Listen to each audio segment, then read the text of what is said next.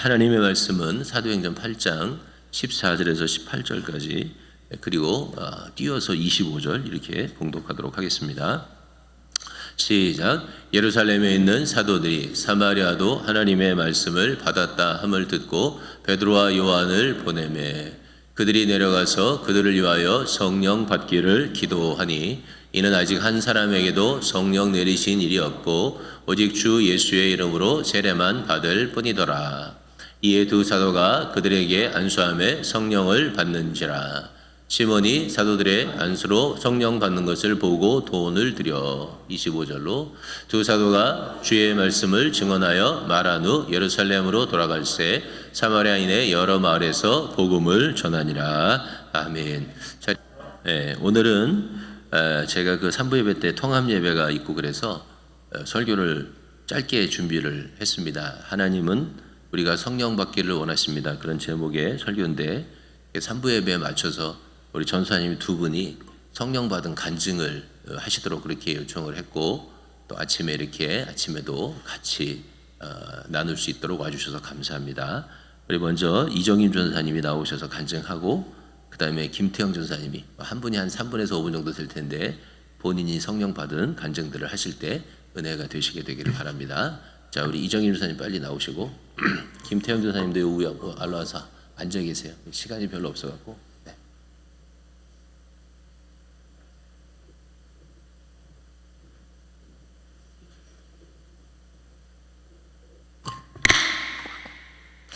제가 하나님의 은혜로 신앙생활을 시작하게 된 것은 고등학교 때였지만 오늘 이 자리에서는 대학생 시절의 제 얘기를 나누려 합니다. 제가 대학교 신입생일 때 첫 학기가 시작하기 직전에 저는 대학교에 진학하기 위해 서울로 갔습니다. 서울에서 단일 교회를 찾고 있었지만 어느 교회를 갈지 정하지 못했던 때였습니다.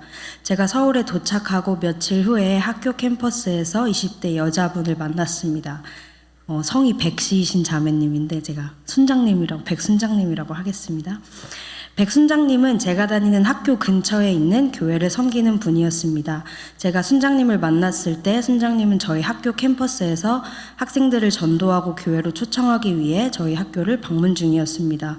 저는 백순장님이 다니는 교회에 가보겠다고 약속을 하고 다음 주일에 순장님이 섬기는 교회로 향했습니다. 그 교회의 사람들은 친절했고 특별히 순장님은 저에게 정말 잘해주었습니다.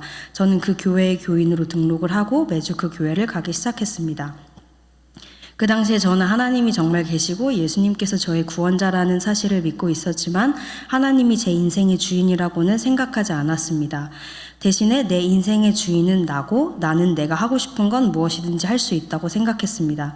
그래서 저는 왜 교회에 주일 아침 말고 다른 날과 다른 시간에 또 가야 하는지 이해하지 못했습니다.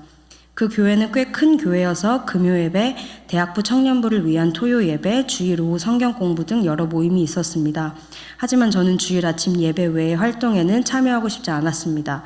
저는 굉장히 이기적이고 자기중심적이었고 주일 아침 2-3시간 외에 교회에서 시간을 보내는 것은 시간 낭비라고 생각했습니다.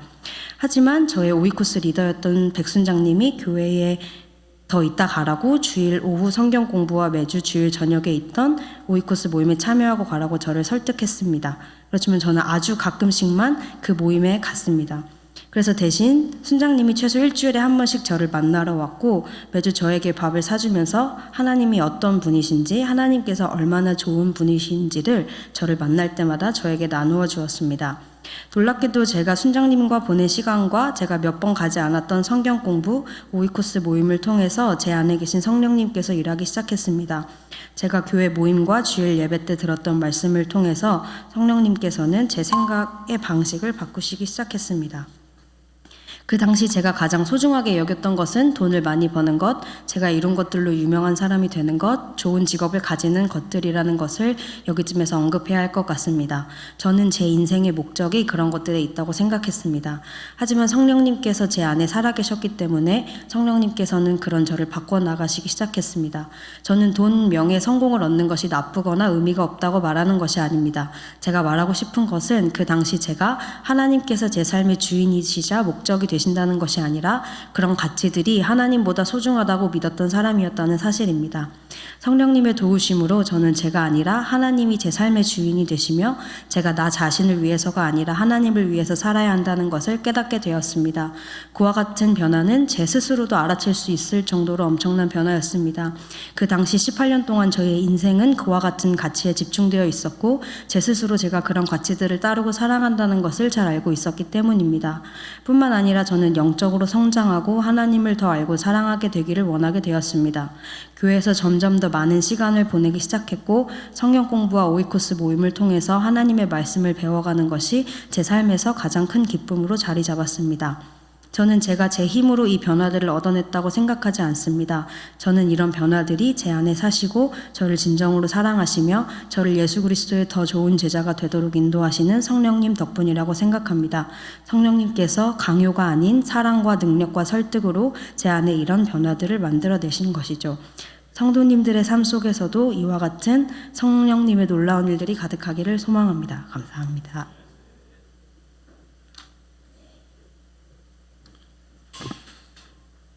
저에게는 어떤 신비한 성령 체험은 그런 기억은 없지만 분명하게 성령님께서 제 삶에 역사하신 것에 대해 간증을 여러분과 함께 짧게 나누려고 합니다.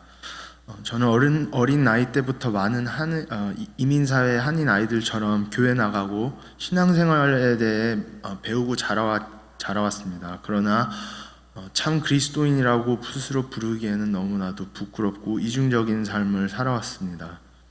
부모님이 교회에 가시기에 또는 제일 친한 친구들이 그곳에 있기에 나갔지 제 자신 안에 교회에 나가야 하는 이유 또는 예배에 대한 분명한 목적과 마음, 갈망조차 없이 교회 생활을 해왔습니다. 특히 성경 말씀을 읽으라고 옆에서 권했지만 이 재미없는 책을 왜 읽어야 되는지 그리고 이게 진짜 하나님의 말씀인지 확신도 없었기에 저는 읽는 척을 하던지 그냥 안 읽고 말았습니다. 그렇게 10몇 년을 미징을 하고 이중적인 교회 삶을 살아갔고 저의 신앙생활이라고 부를 만한 삶은 없었습니다. 그런데 대학에 입학하기 전에 선교지를 방문할 기회가 있었고 그곳에서 일어나는 하나님의 일들과 또 그 일들이 이루어지고 있는 통로인 선교사님들의 삶을 통해 저는 제 자신의 삶을 돌아보게 되었습니다. 과연 하나님 없이 살아가는 인생이 참으로 행복한 인생이 될 수 있을까 고민하며 지냈습니다. 그 계기로부터 조금씩 복음에 대해 더 이해하고 싶은 마음이 생겼고 조금씩 복음에 대해 듣고 알아가게 되었습니다. 그리고 복음의 진리를 통해 제 자신이 지옥에 가도 마땅한 죄인임을 깨닫게 되었고 그 계기로부터 저에게는 복음을 통해 조금씩 그러나 확실한 변화들이 생기기 시작했습니다. 그 중에 가장 제 마음에 분명한 변화는 바로 말씀에 대한 확신과 말씀에 대한 마음과 태도에 있었습니다. 전에는 세상 기준으로 또는 내 자신을 기준으로 삼아 생각하고 결정하고 살아왔지만 그 시점으로부터는 하나님 말씀이 곧 제 삶의 표대이며 하나님 말씀이 제 삶의 비전이 되었습니다. 하나님 말씀의 기준으로 결정하고 생각을 하며 하나님 말씀으로 비전을 품게 되었습니다. 저는 제 안에 성령님께서 세상에 물들여진 제 마음의 가치들과 소원들을 조금씩 바꿔주시며 하나님 말씀에 물들여진 가치와 소원들로 변화시켜주신 것을 느꼈습니다. 무엇보다 이 성경에 기록된 말씀을 읽을 때 비록 다 이해하지는 못해도 말씀 하나하나가 참으로 하나님의 말씀이라는 확신과 마음의 감동을 느끼게 되었고 그럴 때마다 저는 성령의 살아계심과 하나님 말씀으로 역사하시는 성령님의 일하심을 경험하게 되었습니다. 말씀이 살아있어 저에게 말씀하시는 것을 느끼고 확신하며 그 말씀을 따라 조금씩 제 생각과 행동들도 하나님 말씀 따라 형성되어 가는 것을 보았습니다. 이렇게 성령님은 제 삶에 서서히 그러나 확실히 역사하셨고 앞으로 더더욱더 예수님의 모습과 성품을 따라 제 삶에 역사하실 거라 믿습니다. 제 간절한 소원은 제가 섬기고 있는 다솜 학생부뿐만 아니라 다솜의 모든 믿음의 성도들도 날마다 하나님 말씀 위에 삶이 세워져 가고 하나님의 말씀의 표대 중심으로 살아가는 우리 모두가 되기를 기도합니다.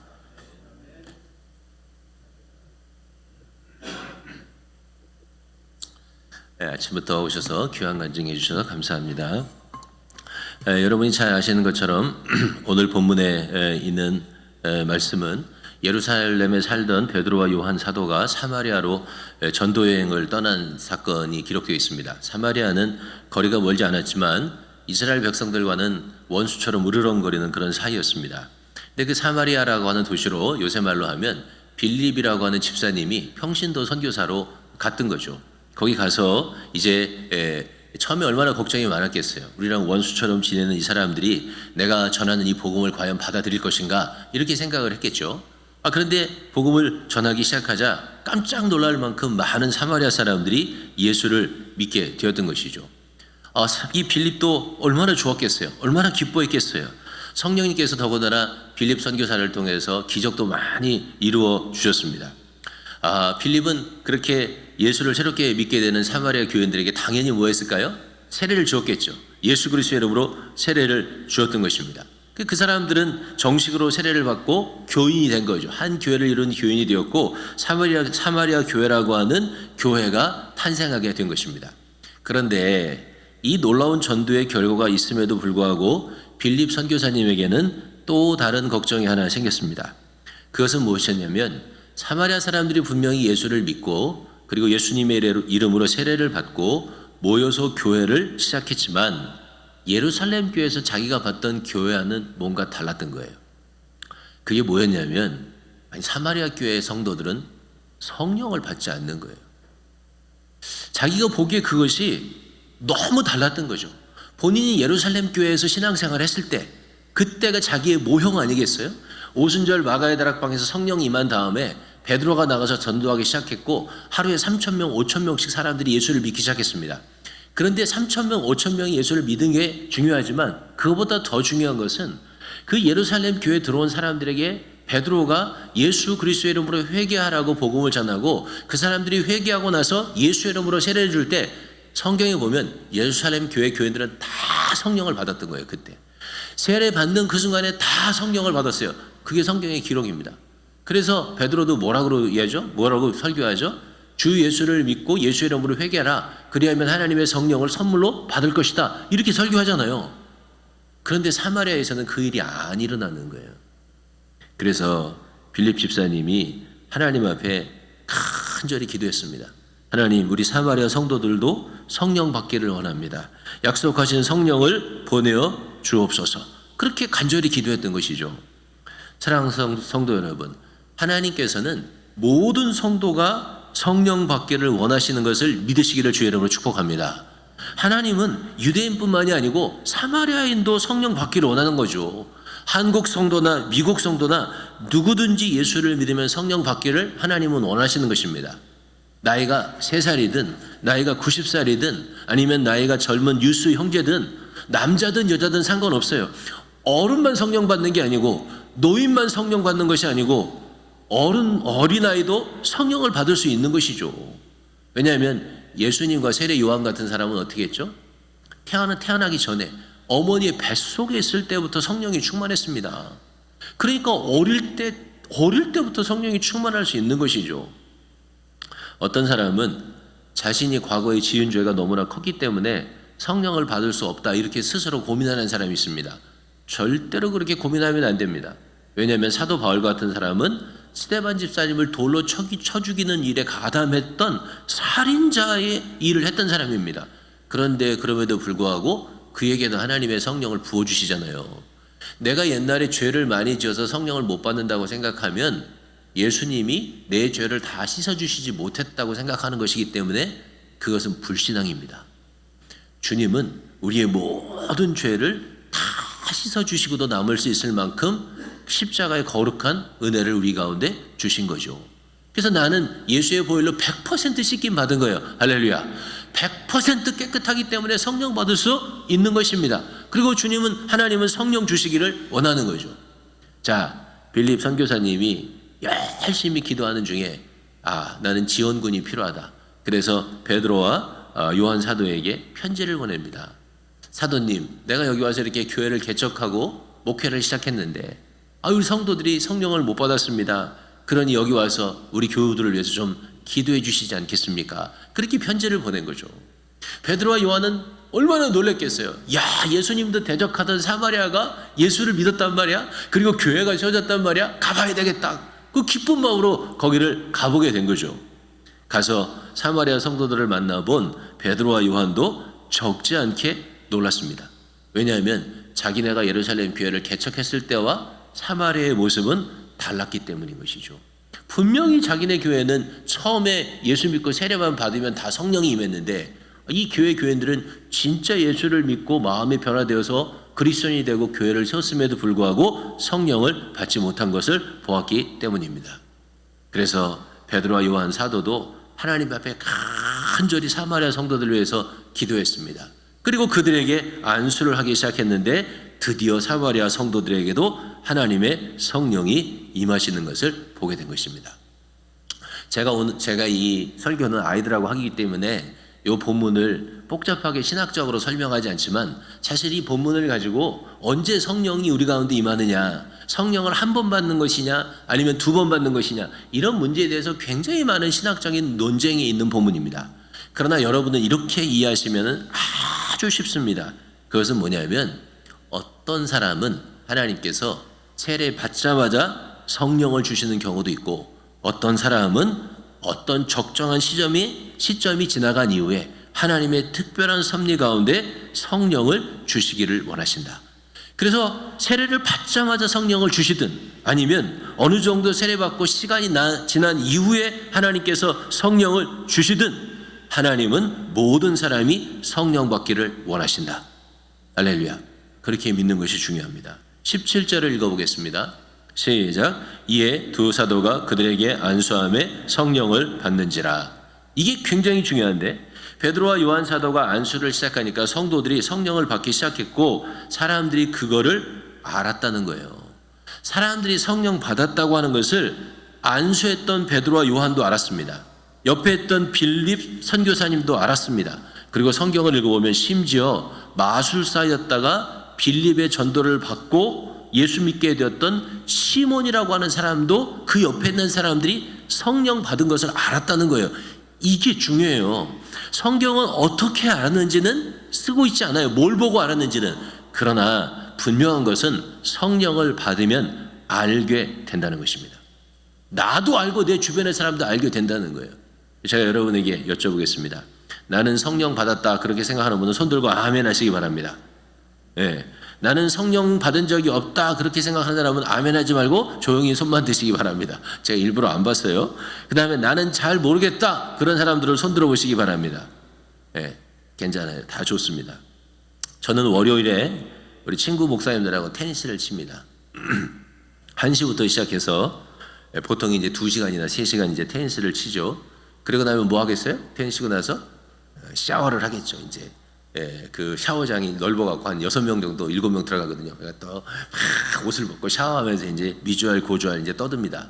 그러고 나서 뭐 할까요? 커피 마시러 갑니다. 다 같이.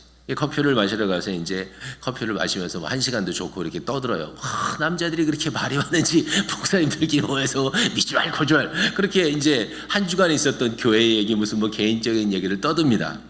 그리고 나서 누가 저녁 먹으러 갑시다 이제 그렇게 제안을 하게 됩니다. 그러면 이때부터 목사님들이 좀 눈치를 보기 시작합니다. 어떤 사람은 몰래 일어나서 전화를 하는 사람이 있고 어떤 사람은 그냥 못 먹겠다고 가는 사람이 있고 어떤 사람은 카톡을 보냅니다. 자, 누구에게 전화하고 누구에게 카톡을 보낼까요? 물론 와이프한테 보내는 거죠. 눈치를 보는 거지. 이거 밥 먹으러 가도 되나? 예? 그렇게 눈치를 보고 이제 카톡을 하거나 전화를 하거나 이제 그냥 집에 갑니다. 자, 그런데 잘 생각해 보세요. 집에 같이 사는 사모님이 없이 혼자 계신 목사님들도 계세요. 근데 그런 분들은 전화하지 않습니다. 카톡하지 않습니다. 밥을 먹으러 갈지 말지 자기 마음대로 그냥 하면 됩니다. 왜 그렇죠? 집에 동거하는 사람이 없기 때문에 그렇습니다. 똑같습니다. 사랑하는 성도 여러분 생각해 보십시오. 여러분은 여러분이 집에 누구랑 같이 살고 있는지 다 알고 있습니다. 그걸 모르는 사람은 아무도 없어요. 내가 누구랑 사는지. 심지어 내 옆에 있는 사람도 내가 누구랑 사는지 다 압니다. 여러분들도 아주 가깝지 않은 사람은 잘 모르겠지만 여러분들도 제가 우리 집에서 우리 집사람하고 두 딸하고 같이 사는 것을 다 아는 거죠. 그거를 숨길 수가 없는 거예요. 왜 숨길 수가 없죠? 같이 살면 같이 사는 사람 눈치를 보게 되고 같이 사는 사람을 존중하게 되고요. 누가 뭐라 해도 같이 사는 사람들에 대하여 이야기를 하게 되기 때문에 그런 것이죠. 그래서 모를 수가 없는 거예요. 성령님도 똑같아요. 성령님은 물건이 아니에요. 성령님은 살아계신 하나의 인격체예요. 그분이 비록 우리처럼 육신을 갖고 계시지 않지만 성령님은 인격체이신 거예요. 그 인격체가 내 안에 들어와 계시다면 이거를 모를 수가 없는 거예요. 왜냐하면 성령님이 내 안에 계시면 마치 내가 무엇을 할 때, 예를 들어 저녁을 먹고 가야 될까 말아야 될까 할 때 누가 생각나요? 와이프가 생각나는 것처럼 내가 무언가를 결정하고 생각하고 하려고 할 때 내 안에 계신 하나님의 성령을 의식하지 않을 수 없단 말이에요. 왜? 그분이 내 안에 있으니까. 그래서 그분에게 물어보게 되는 거죠. 그분에게 기도하게 되는 것이죠.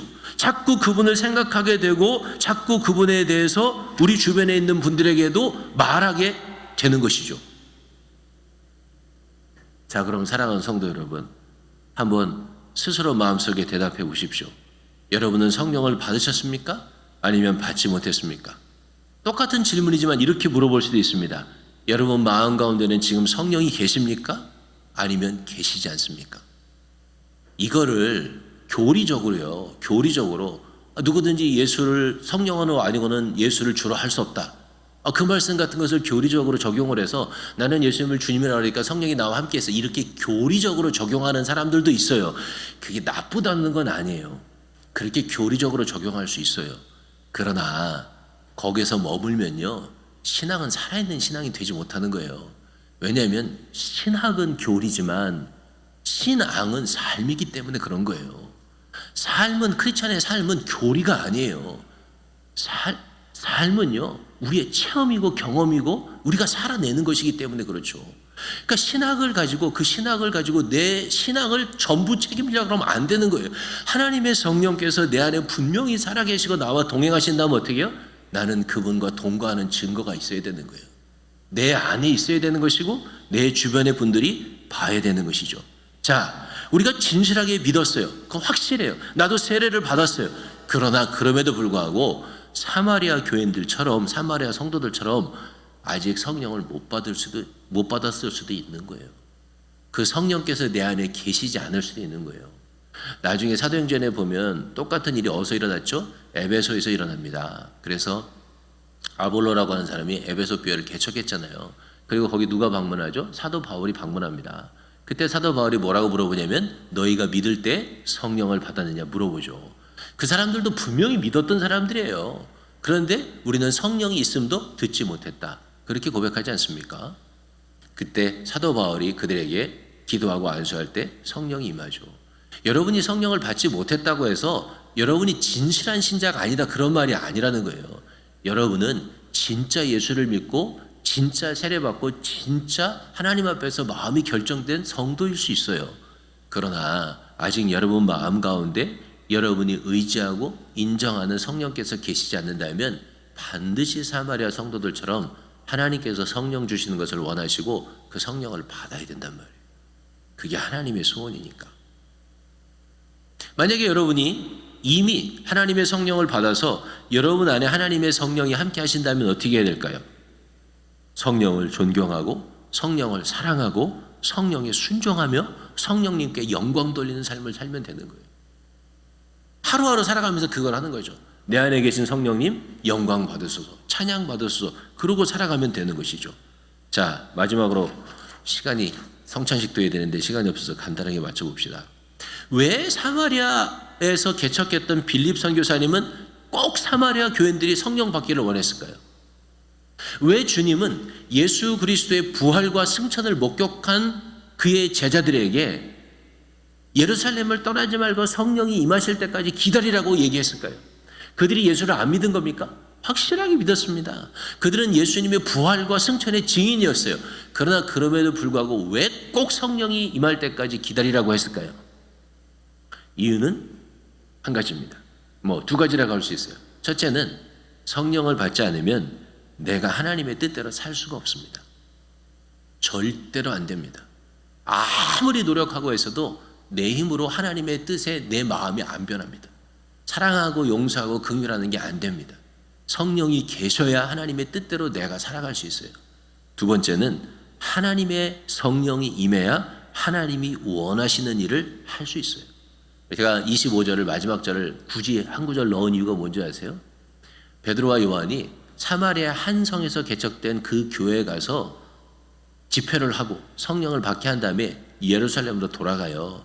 돌아가는 길에 뭐 했습니까? 돌아가는 길에 사마리아의 다른 마을에 들어가서 전도하면서 예루살렘으로 돌아갔어요. 무슨 말이냐면 하나님의 성령이 내게 임하지 않으시면 내가 아무리 원해도 하나님이 원하시는 일을 할 수가 없단 말이에요. 그래서 예수 믿는 사람은 반드시 성령을 받아야 되고 그것을 하나님이 아시기 때문에 하나님은 누구든지 하나님의 성령을 받기를 원하신단 말이에요. 그게 하나님이 여러분을 향하신 하나님의 뜻입니다. 그러므로 이미 성령 받으신 분은 그 성령을 순종하며 살아가시게 되기를 바라고 아직 성령 받은 확신이 없다면 간절히 기도하면 돼요. 왜냐하면 하나님이 원하시기 때문에 하나님이 원하시는데 누가 막겠어요? 여러분도 하나님의 소원에 따라서 반드시 성령 충만 받으시기를 주의 이름으로 축복합니다.